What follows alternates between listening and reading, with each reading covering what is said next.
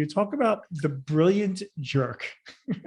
And like the brilliant jerk almost seems like an alpha geek to me. But I was kind of curious because we all know the brilliant jerks that we have in our groups. I'm kind of curious. I mean, listen, this is like your expertise. How do you handle somebody like that Oh, besides killing them? yeah, I mean, this one is really hard because you really do, you know, I have certainly seen managers refuse to deal with brilliant jerks, and their teams just suffer and Yeah, suffer and suffer yeah, because they're like the alpha geek who never got, never got that feedback in the right time. And even, sometimes actually, amusingly, the brilliant jerk sometimes will be great, a great mentor to certain types of people, but they still just create this kind of terrorist yeah.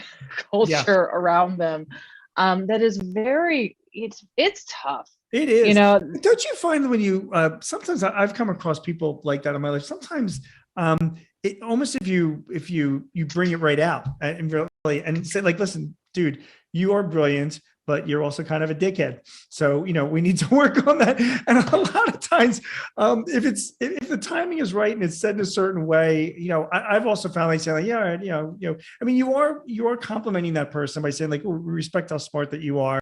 But obviously you got to work on certain other things.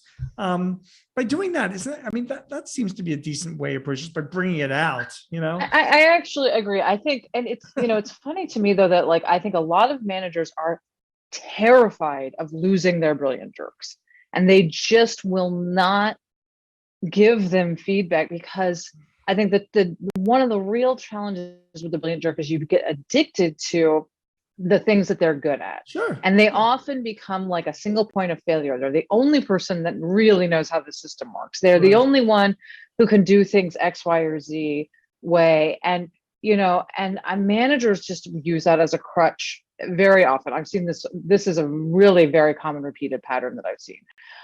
And, my experience is that, frankly, if you let that go and don't deal with it, Mm, gets worse. you're just going to have ongoing problems. The team is never going to really evolve to be a very healthy team. You're still going to limp along because Right. look, you've got this great person that's probably like individually very strong and getting things done.